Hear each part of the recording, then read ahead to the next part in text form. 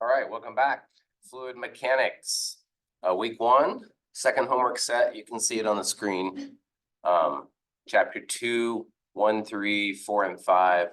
Again, chapter 2 is kind of just build-up material, so it should be somewhat review, although some of the terminology is a little different. So I want to go through a few things for you.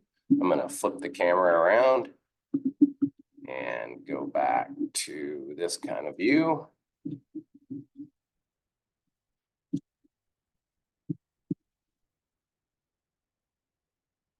All right, chapter 2.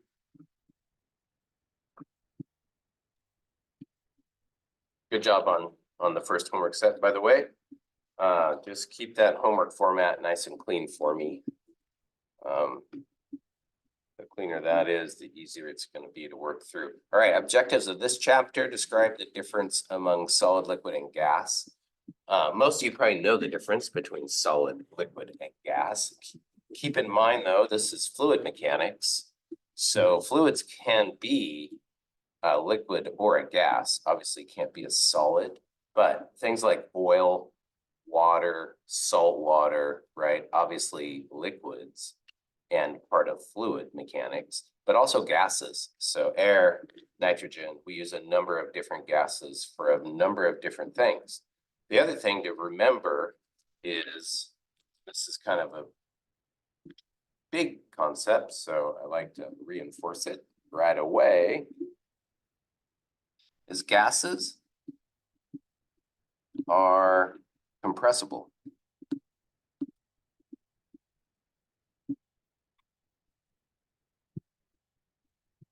Right? So if you have air, like air compressors, right? That's a pump. When we run this pump, we send this air to a tank, right? And then we can put a gauge on it, obviously, and we can see the pressure go up. And we can add more and more and more air or gas into the tank, right? Building pressure. So this is a way that we can actually store energy. So that's a big part of fluid mechanics, right? Well, you cannot do that with a liquid.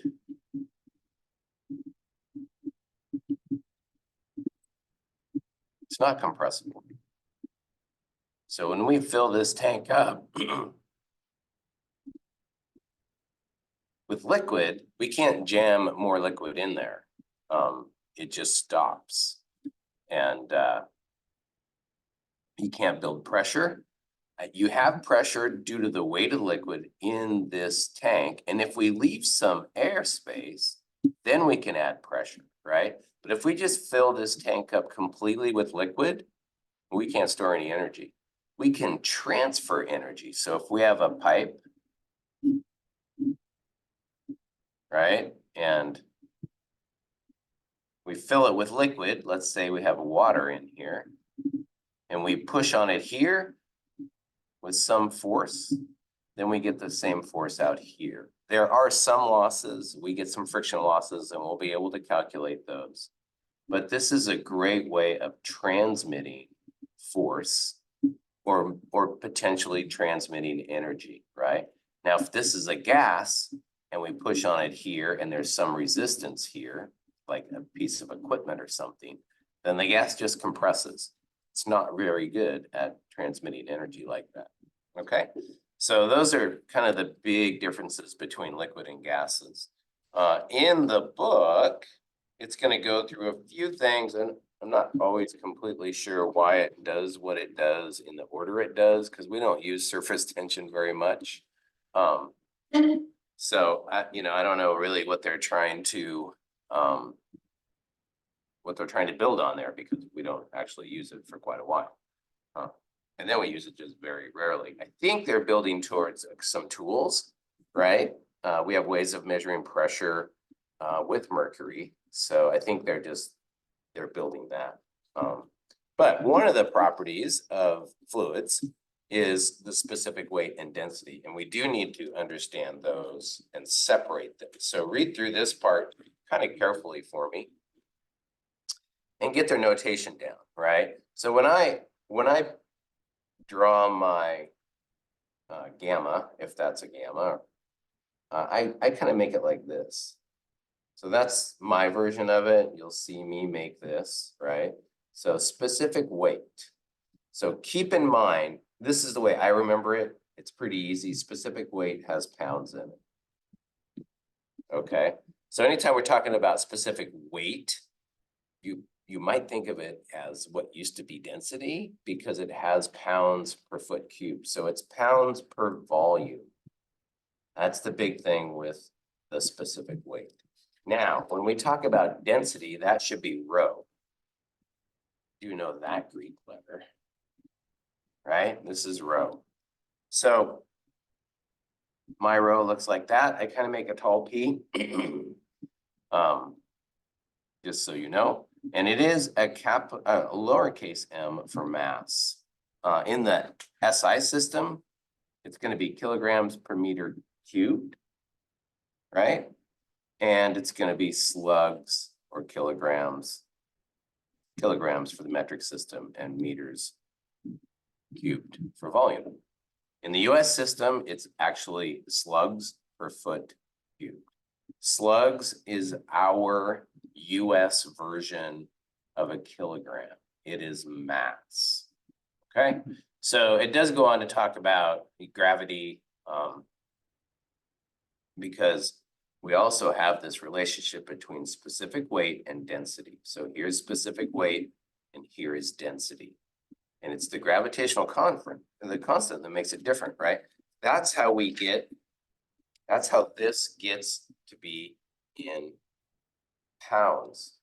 Anytime we're going to use pounds, then we have the gravitational constant involved. So that's the primary difference between the specific weight and the density is the gravitational constant. So we're going to play with these variables, and they're properties, right? They're properties of fluids. So down at the bottom, this is a handy table because the specific weight of water changes at different temperatures. So this table helps us identify what the change is, and here it is in pounds per foot cubed. Remember, specific weight is going to have weight in it. That's pounds. All right. Then it goes on to another fluid property called viscosity. And viscosity is the amount of slipperiness in a material. So if you take water and you go like this with it, right? It's kind of slippery, but it's not crazy slippery, right? If you take oil and go like this with it, that's very slick. So viscosity is this measurement of like how much sliding can go on, right? And I think they say readily yield and slide past one another. So molecules, okay? So there's a couple of them. There's the absolute viscosity and the kinematic viscosity. So kinematic viscosity is motion. When we have two things like moving, right? That is a different viscosity than just an absolute viscosity. So it does go through an example problem, and it does talk about the variable, which I think is a Greek letter U, right?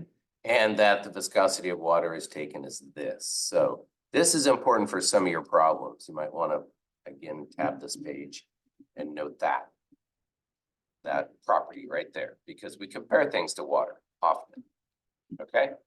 So when we're talking about viscosity, we're usually talking about, and this is a pretty good example of a shear stress, because this plate and this plate are together, right? And the only thing between them is going to be some fluid. But notice that we have a force here, and then this is either held in place or it has a force here, which that sets up shear, as we can recall from strength of materials. So the shear stress is very specific to the force applied and the area of the plate, this area. right? And in here will be a fluid, and the viscosity will work its way into the equation. So here you can see they're working through that. The proportionality constant is called the absolute viscosity mu. And then the shear stress is in the relationship to this mu. Okay. So these are pretty good example problems. You should look through them because it actually works problems with the viscosity variable. I don't know that I gave you one of those. Let's just see what I gave you out of chapter 2. I said do 1, 3, 4, 5. So let's look at that. 1 is pretty simple. 3, a can measuring a certain a specific weight of the liquid. So you have to do calculation on specific weight. Remember, that's pounds per volume. And then 4 and 5. I think all of that's good with, I don't think there's any viscosity yet. So there we go.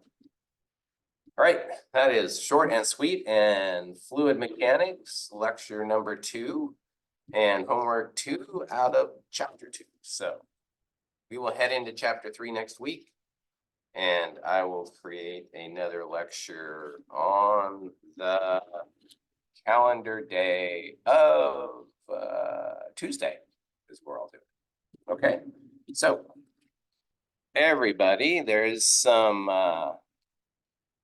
inclement weather coming. So I'm actually making this on Friday morning.